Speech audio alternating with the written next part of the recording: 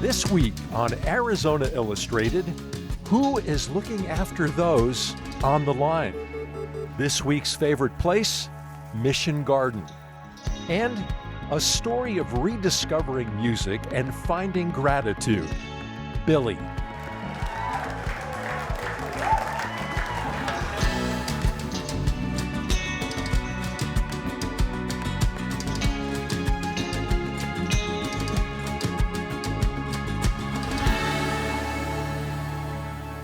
Welcome to Arizona Illustrated. I'm Tom McNamara.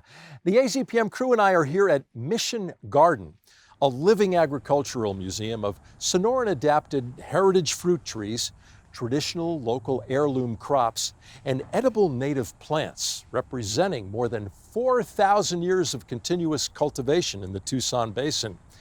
It's also the location of our final favorite places later in the show. But first, an update on the coronavirus in Arizona.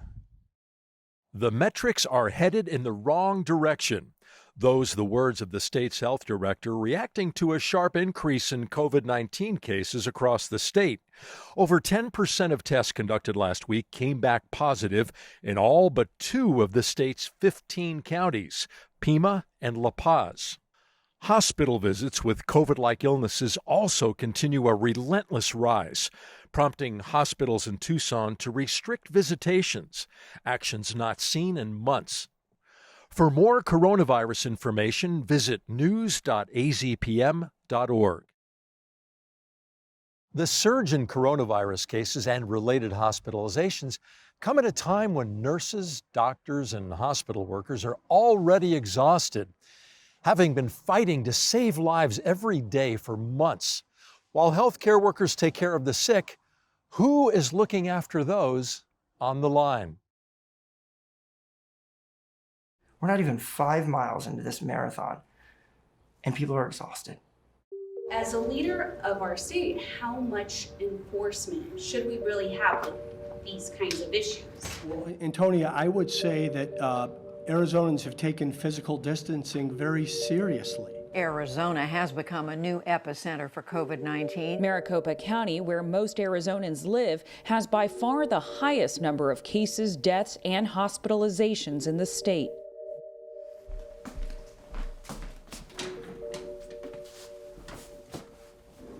Those of us in healthcare, we're very focused on helping others. We're not always very good at asking for what we need and the vulnerability that goes with that.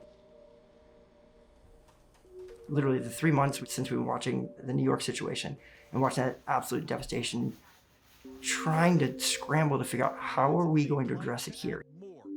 You still have your patients coming with heart attacks, broken arms, car crashes. How do you care for them? Emotionally and morally, that's injurious to us when we can't actually do that. Moral injury is where one has to act in contrast to one's own values because of the setting that the action is happening in. The situation where a healthcare worker ordinarily would be able to say, we did everything that we could.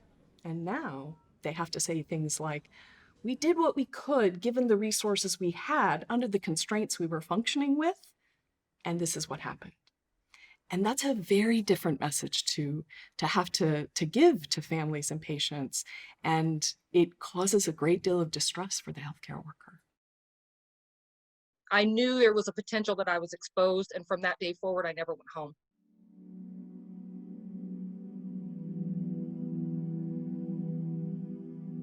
They're telling me that I'm clear to go back home on Monday, but I still have symptoms. And then I'm reading from other sources that, you can be a carrier of this for weeks. So I'm still not confident with going home and being around my mom. We had a positive case. 3 of us nurses ended up being exposed to her before she was hospitalized. I really just didn't even think that she would pass away. And, it was really a shock for me to hear that. We lost a couple more people besides just her after I had already left and contracted it. while you're sick, to find out that the person that you contracted this from passed away, it's scary, This is a real problem for healthcare workers. At this moment when they are asked to do the most stressful aspect of their job, they also know that they can be bringing home virus to their family. And so thinking about how they can mitigate that led healthcare workers to do things like sleep in their car or sleep in a treehouse. And we wanted to come up with a better way.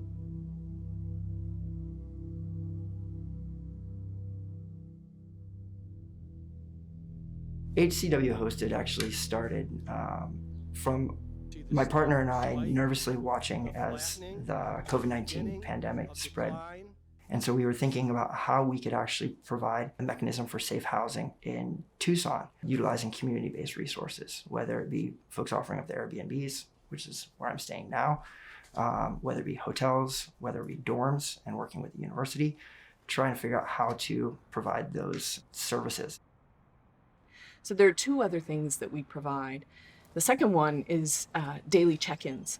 So each day they receive a text message and they're able to fill out what physical health symptoms they're having, what kind of distress they're experiencing, and how their sleep is.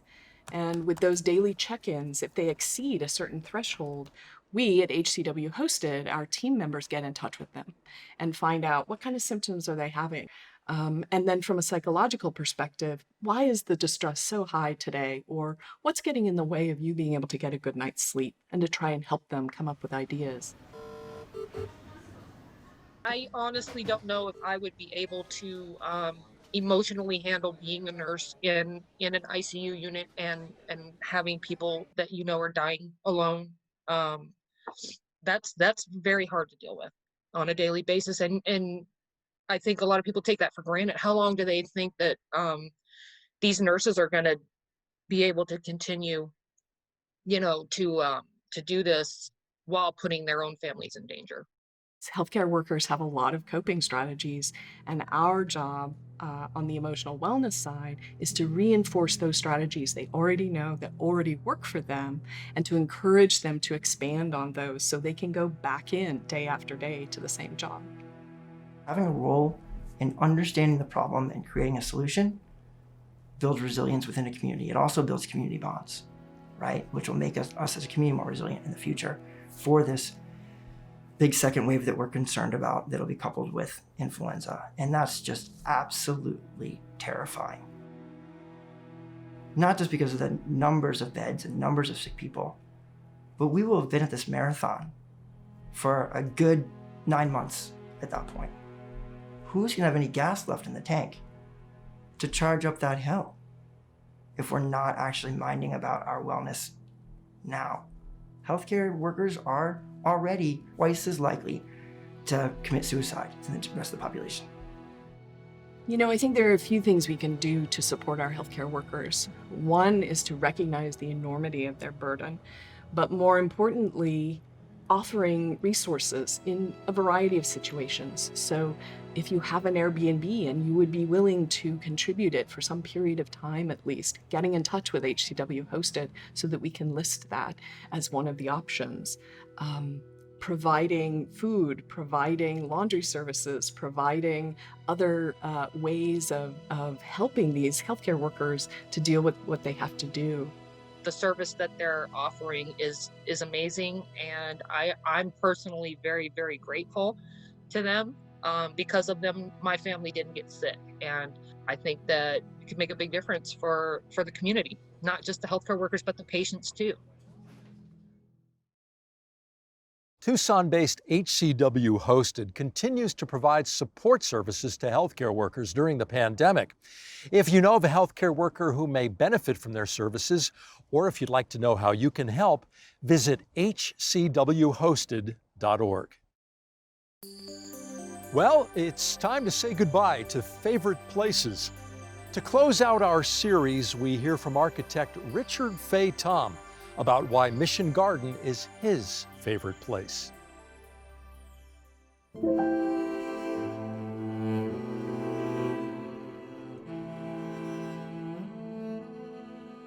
Mission Garden, located at the base of Sentinel Peak, has a sense of peace and old wisdom that reflects my architectural senses of healing spaces and empowering places. The garden is a reconstruction of the garden built by the Spanish around 1780 as part of the San Agustin Mission Complex. My wife Nancy and I were asked to help develop a portion of the Timeline Garden, and in our case, the Chinese Garden. The Chinese Garden started in the early summer of 2017 from seeds collected from early pioneering Chinese families. We offer to water the newly planted heritage seedlings every evening until the irrigation was in place. After the watering, Nancy and I would walk among the gardens and fruit trees.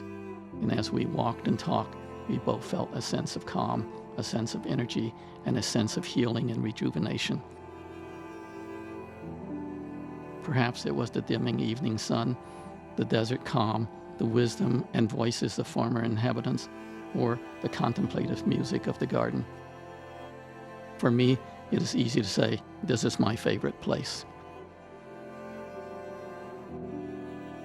Entering the 3-acre adobe walled garden through heavy wood textured gates begins the space-defining layered views of the Spanish heritage fruit trees, the grape arbors, and Timeline Gardens.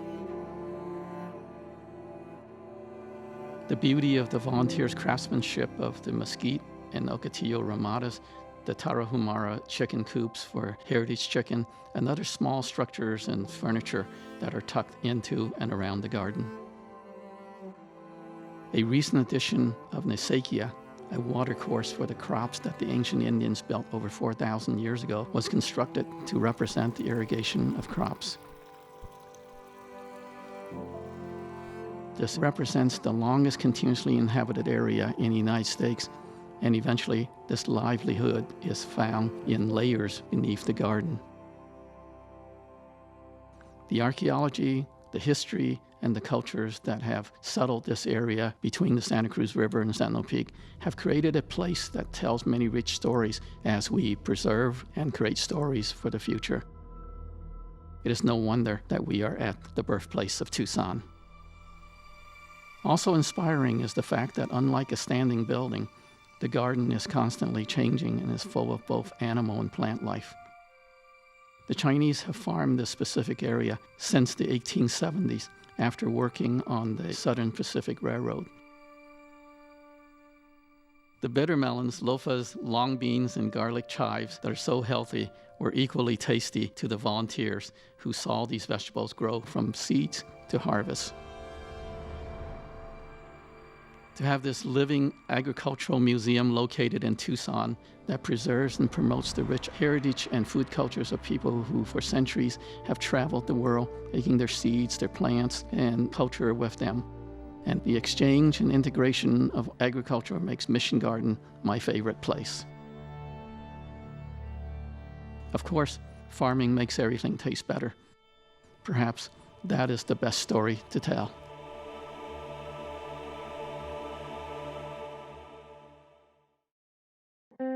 Thanksgiving is a time of togetherness, to be with and appreciate your family, friends, and all that you have in life. Over a year ago, producer Vanessa Barchfield began filming a story about a Tucson musician whose life is a story about survival, perseverance, and having just celebrated his 60th birthday, finding gratitude. This is Billy.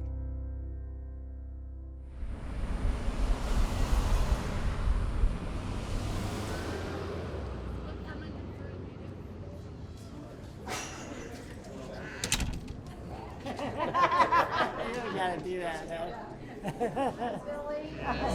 Mr. Tucson. So good. When I was 4 or 5, my mother remembers me saying, I want to change my name to Ringo, and I wanted to be the biggest rock and roll star there was, and sleep with all the girls I wanted to sleep with. That's what I told my mom at 4 or 5. Good evening, everybody. Hi, thanks for coming here. first song's Chorus Rebellion, so enjoy it, all right? Have some drinks.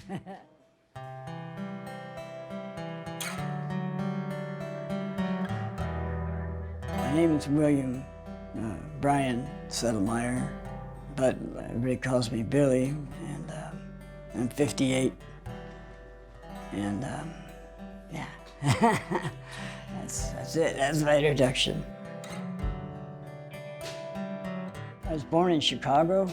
I was 2 years old when I came to Tucson. My dad got a job offer, and so we came out here in a station wagon. Tucson was like a world of wonders. I was playing cowboys and Indians. Me and my dad rode horses together, and I loved that. I loved that, man. That was a very happy thing for me. I got my first drum set, I was about 5th grade. Nobody had to tell me to practice, you know what I mean? I came home from school and I practiced, man. I would sit on my floor in my room and go over the liner notes of every album. I devoured records, man. That was my school, man. I'm up here on one of Arizona's highest mountains to make an important point about your money. I'm Floyd Sedlmayr, chairman of FEMA Savings. Growing up here with my father, who he was, I started to be like, it's Floyd Sedlmayr's kid, you know? And that became a very, very tipped sword, you know? Sort of like, I think I fell on it a lot. I loved him, and I fought with him. We had this group called the Pedestrians. That would be probably the band that really started like prototyping punk rock. I loved Patti Smith. I liked Television, the New York Dolls, which was like pre-punk. So we had our own version of it here in Tucson.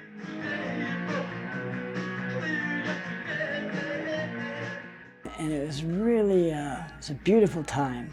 It's a beautiful time. It was also dark. This is 1978, 79. It was also a dark time.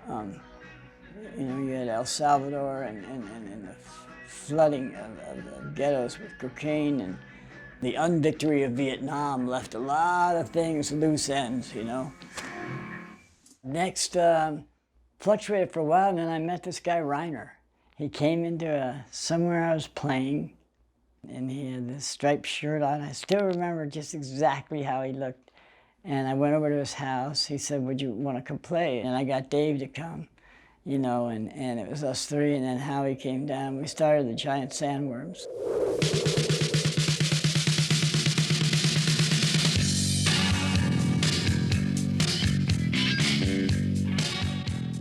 It was a freaky little band.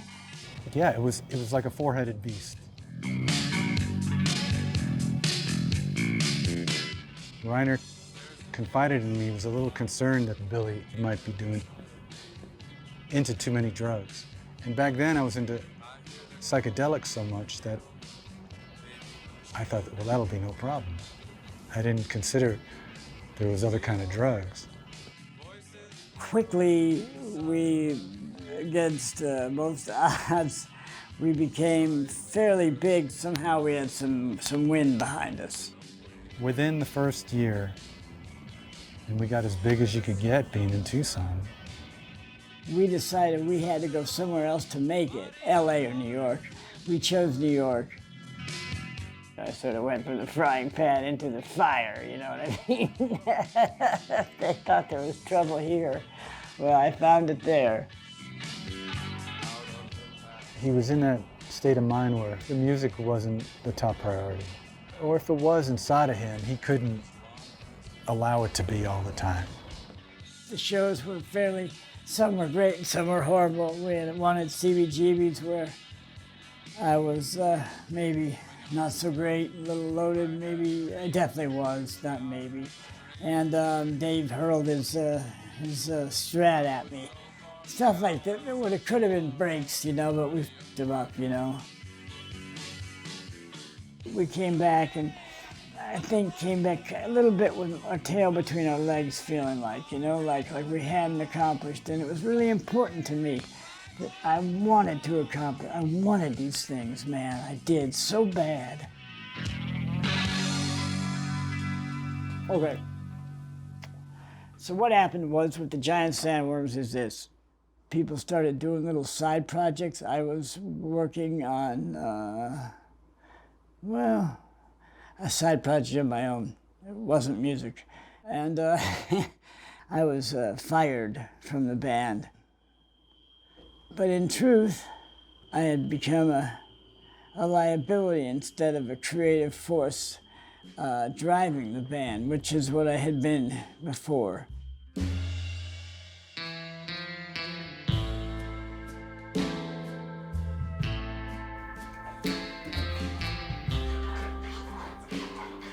So from there, really stuff escalated quickly. And in January of 1988, I stole a lady's car, and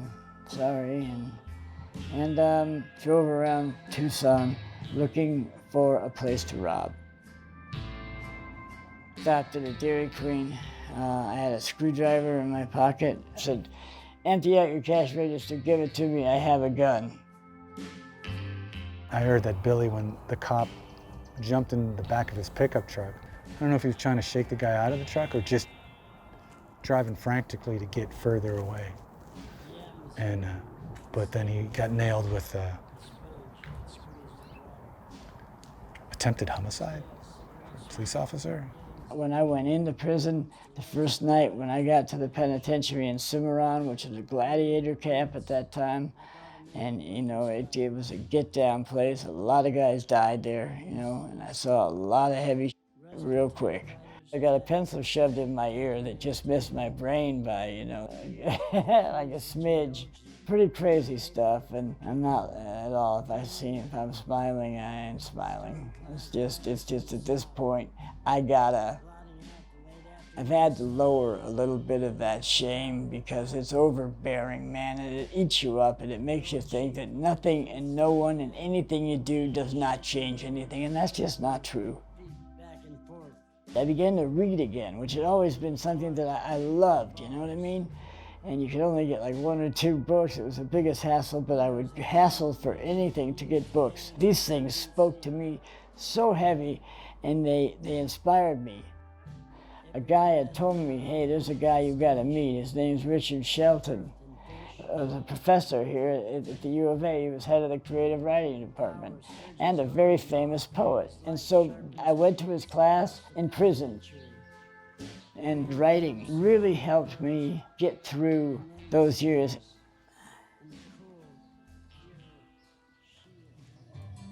There we go. It's me, John Benet. He's an old friend of mine. It was in the Pedestrians. And Reiner. It's right when I got out of prison. Yeah, that's it. It's cool.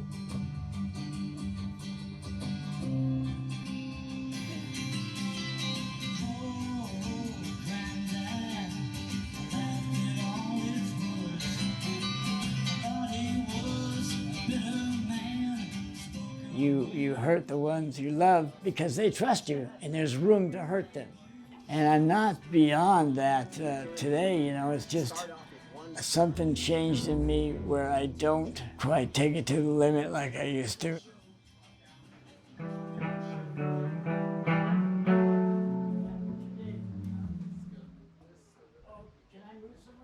You know, when I started working with Billy, there was a lot of people in the music scene coming to me, like, speaking of his past and just, like, you need to be careful. I think Billy had a lot of unresolved relationships that maybe he had probably burned in one way or another.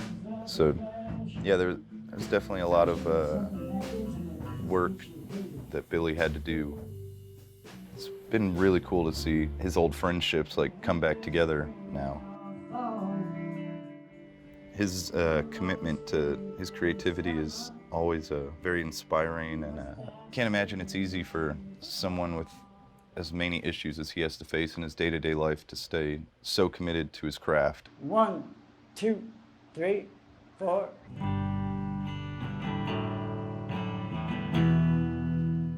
Keeps me engaged, man, you know? And I can just appreciate it, man, that I am who I am, and yeah, it's not gonna pay my rent, certainly not gonna change the world at all. I don't have any illusions about that. It makes me feel good in here, and that's something, man. You gotta feel good about yourself. I came out here when I was a little boy. I come from Illinois. It was my daddy's only boy.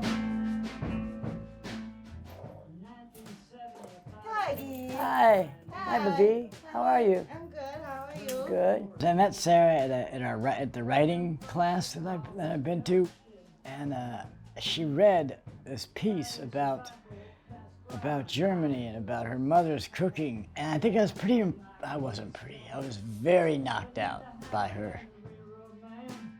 I've never had a relationship like that lasted this long, which is pretty crazy at my age, but it's true. I think we managed to make fun of ourselves and our past a lot. In the past, you know, and like instead of it being it can be funny. Sarah brought that into the relationship because it was a pretty dark, still can be for me when I'm by myself, man, you know, changed my life to say the least. It brought some levity to it, man, and put a few laughs where there had been only something else.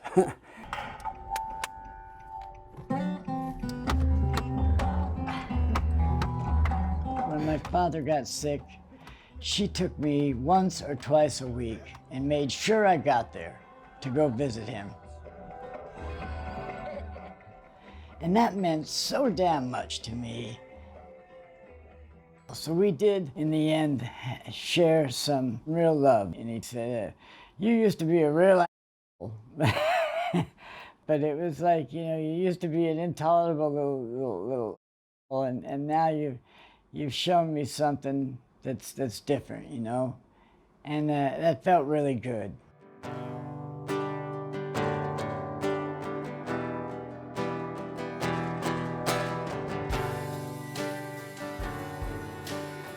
Be the last song, everybody. Thanks a lot. Drive careful.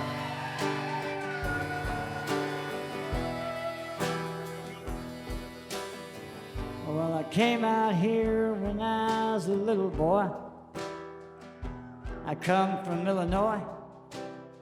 I was my daddy's only boy. I think it's amazing that he's still standing and how he finally seems to put music as the most important thing. Everything else just falls slightly under it now.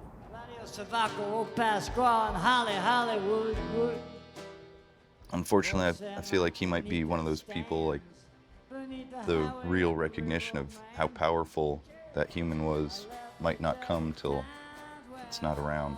But man, if anyone deserves their songwriting to be recognized and celebrated, it's definitely Billy. A Tucson kills. Look, I wouldn't say there's a Hollywood happy ending, okay? And there's some sadness and some grief or whatever, but at the end of the day, you make your own happiness, that's for sure. I make my own.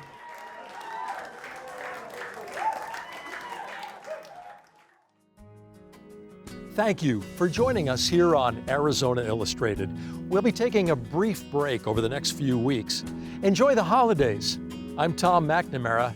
We'll see you soon.